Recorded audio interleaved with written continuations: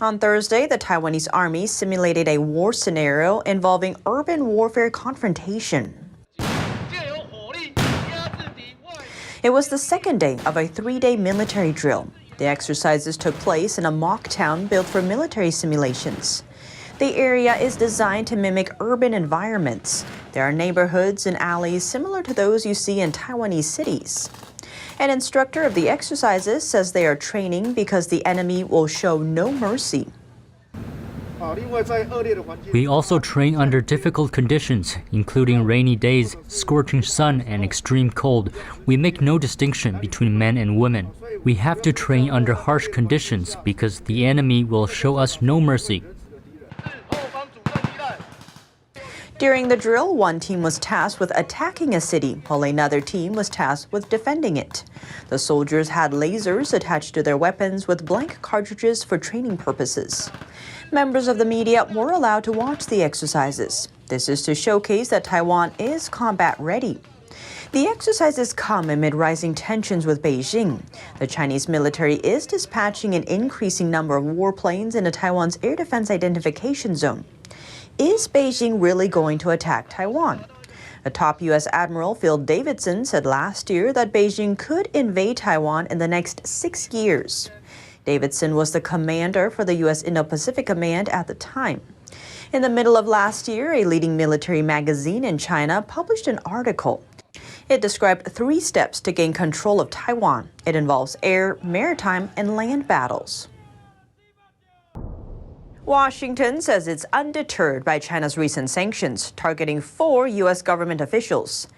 In a statement posted Monday, Secretary of State Antony Blinken says the U.S. stands in solidarity with the sanctioned officials and that the United States will continue to use all diplomatic and economic tools to defend human rights around the world.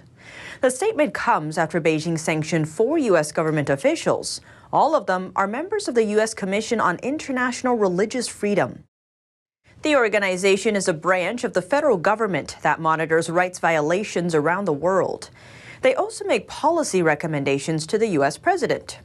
Under the penalties, the 4 officials are banned from entering China. Beijing's move comes after the U.S. sanctioned 2 Chinese officials over the repression of Uyghurs in Xinjiang.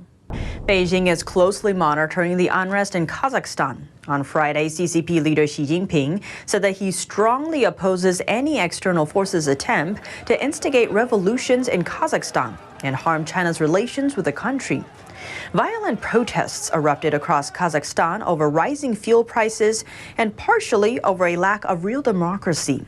In response, the president of Kazakhstan declared a state of emergency in parts of the country on Wednesday.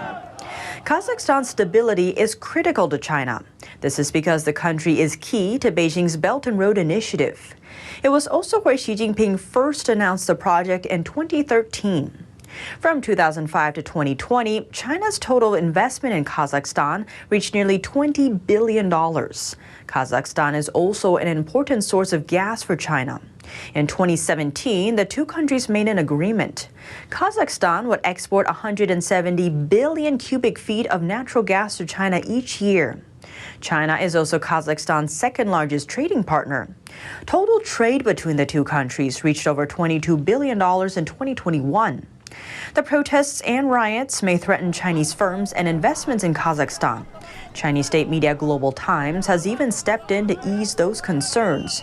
But it still admitted that the situation in Kazakhstan will inevitably have some impact on the delivery of oil and gas. And the Chinese Communist Party is reportedly going after the country's algorithms. It's going to regulate how companies operate them, with experts concerned it will hurt investor confidence in China. NTD's Faye Corder has the details. The Chinese regime has finalized rules governing the way tech companies use recommendation algorithms. It's to increase oversight in tech industry. The more vision they have into that and exposure, then the more control they can have of those systems. The new rules are seen as targeting the secret behind the success of many tech giants. The managing director of Capture, Bob Bilbrook, says algorithms are the lifeblood of tech companies. For instance, in Facebook, it runs and they have all these engines that run these different communication models that allow that communication to take place instantaneously. Under China's algorithm regulation, companies cannot use algorithm recommendations to violate Chinese law, such as endangering national security. And news services need to obtain a license and cannot push fake news. Bilbrook is concerned it will impact the investment community. How many users are going to exit because they don't want that exposure that is now going to be there with that much of the Chinese government having that much control and knowledge base into the inner workings of those tech companies. As for Western tech giants that want to reach the Chinese market, Bilbrook thinks it'll be a hard trade-off. Technology is supposed to be free and innovative, and it's really set to the capitalistic approach to the world, where communism doesn't really invite that complementary part of the technology. Beijing says companies can be fined from around $1,500 to $15,000 for violating the rules. Beijing has appointed a new commander to the Chinese military force in Hong Kong. The new commander, Peng Jingtang, used to be in charge of the armed police force in Xinjiang. The U.S. says Beijing has been committing genocide in that region. Xinjiang is home to 12 million Uyghurs, members of an ethnic minority. Washington says Beijing has been suppressing the population through slave labor, mass detention, and forced sterilization. Peng reportedly has experience in leading the crackdown on the Xinjiang's Uyghur population. While he was there, he developed a special task force called the Mountain Eagles. In just 1 year, the force fired the same number of bullets as all other security forces combined over 3 years. Some China watchers think Peng's appointment is a signal from Beijing that the Chinese regime won't tolerate any mass protests in Hong Kong. The Chinese regime has maintained a military force in Hong Kong since 1997. Those troops usually don't interfere with local affairs, and Hong Kong police are the ones maintaining public order. But if Hong Kong authorities need assistance, they have the option to ask Beijing's military force to step in. Made in China products camouflaged in order to enter the U.S. military. That done by 2 American companies.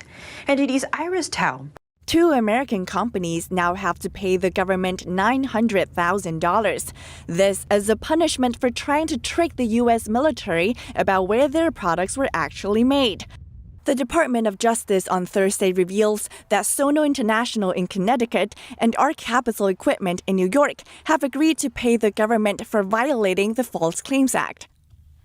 They supplied the Army and the Air Force with hundreds of shipping containers, allegedly hiding the fact that they were made in China or with Chinese steel. The DOJ's announcement comes as President Biden re-emphasizes supply chain security on the same day. Let's make what we're selling in America made in America.